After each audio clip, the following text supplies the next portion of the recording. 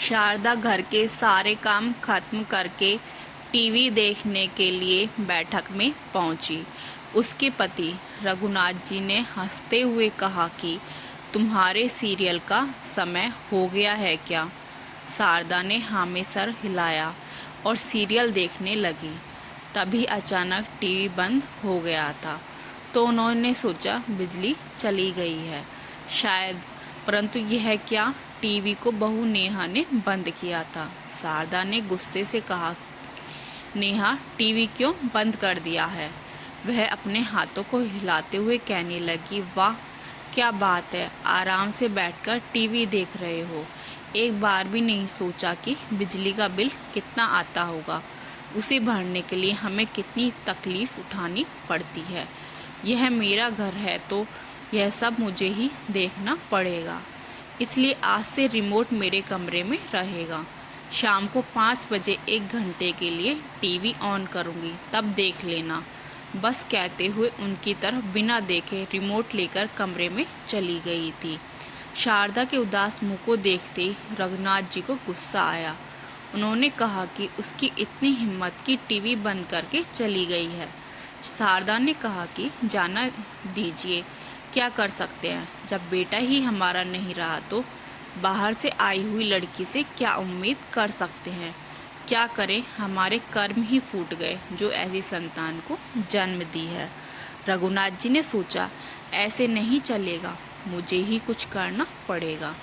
मैं अपनी पेंशन घर के लिए खर्च करता हूँ। शारदा दिन भर कोल्हू की बैल के समान घर के काम करती है, फिर भी बेटा और बहू उन्हें बातें सुनाते हैं।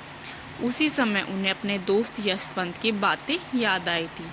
पिछले महीने वॉकिंग करते हुए उन्होंने यशवंत से कहा कि मैं अपना घर और जायदाद बेटे सोहम के नाम कर देना चाहता हूँ।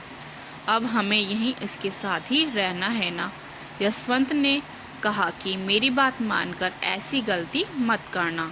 अपना घर और जायदाद अपनी पत्नी के नाम कर दे, तुम्हारे बाद उसे 3 वक्त की रोटी तो नसीब हो जाएगी। मैंने भी ऐसा ही किया है।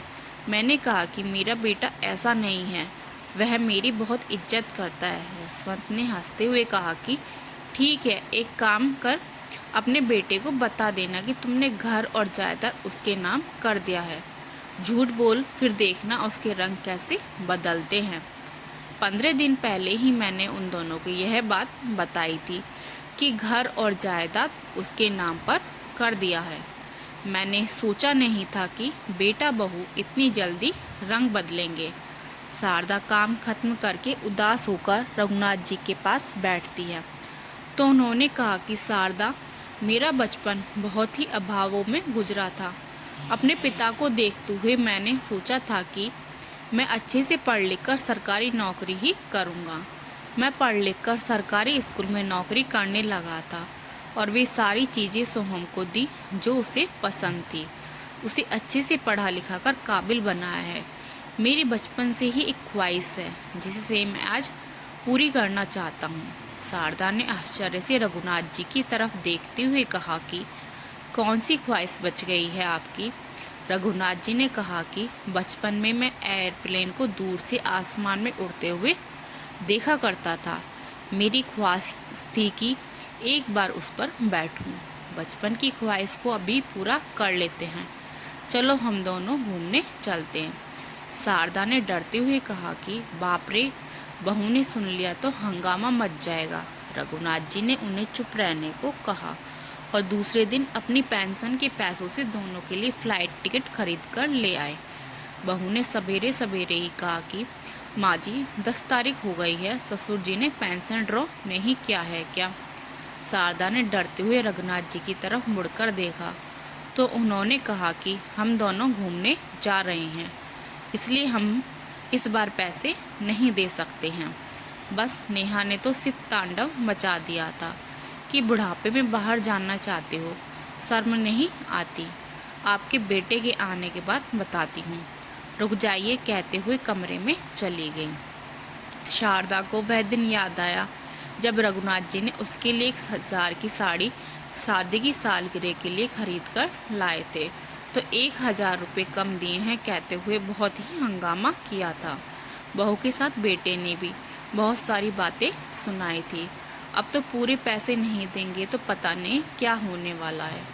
सोहम ने घर आते ही अपनी पत्नी की बातें सुनकर गुस्से से लाल पीला होते हुए कमरे से बाहर आया और अपने माता पिता का लिहाज भी नहीं किया और उनके ऊपर चिल्लाने लगा कि आप दोनों को इस उम्र में घूमने जाने की सूझ रही है, थोड़ी सी भी शर्म बची हुई है या नहीं।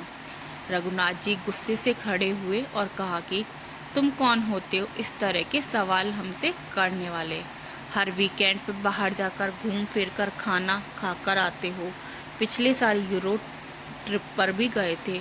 2 दिन की छुट्टियों में भी घर से बाहर चले जाते हो। कभी हमसे पूछा कि आप लोग भी चलोगे? नहीं ना, हम इतने बूढ़े भी नहीं हुए हैं और हमारी भी कुछ ख्वाहिशें हैं, हमें भी उन्हें पूरा करने का हक है। सो हमने कहा कि मैं अपने पैसों से यूरोप ट्रिप पर गया था, आपसे तो पैसे नहीं मांगे थे। रघुनाथ, मैंने भी अपने ही पैसों से टिकट खरीदे हैं, तुमसे नहीं मांगा है, समझ गए हो ना? सोहम, अब आप इस तरह कह ही रहे हो तो मैं बता दूं कि मैं मुफ्त में आप दोनों को खाना नहीं खिलाऊंगा। आप अपना बोरिया बिस्तर बांधिए और निकलिए मेरे घर से। रघुनाथ, बेटा सोहम, यह घर तुम्हारा कब से हो गया है? सोहम, यह आपने ही तो मेरे नाम कर दिया था, तो फिर मेरा ही होगा ना। रघुनाथ, तुम इस गलत फहमी में मत रहो, यह घर तुम्हारी माँ के नाम पर है। सोहम, आपने मुझे धोखा दिया है। मैंने कभी नहीं सोचा था कि माता पिता बच्चों को इस तरह से धोखा दे सकते हैं। मैंने आपसे कई बार कहा था कि मुझे पेपर्स दिखाओ, पर आपने नहीं दिखाया था। आप धोखेबाज हैं।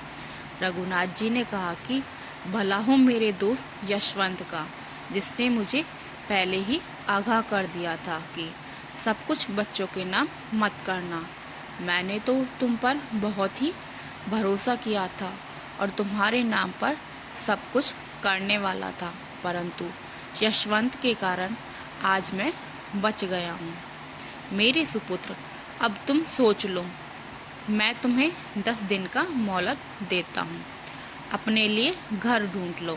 कहते हुए शारदा की तरफ मुड़कर कहा, चल शारदा, शॉपिंग के लिए तैयार हो जा, हमें हमारे टूर के लिए कपड़े खरीदने हैं। दूसरे दिन टूर पर जाने के पहले उन्होंने सोहम को बुलाया और कहा, चाहे तो तुम ऊपर के हिस्से में रह सकते हो, परंतु हर महीने 10,000 रुपये किराए दे देना। हम चलते हैं, 10 दिन बाद मिलेंगे।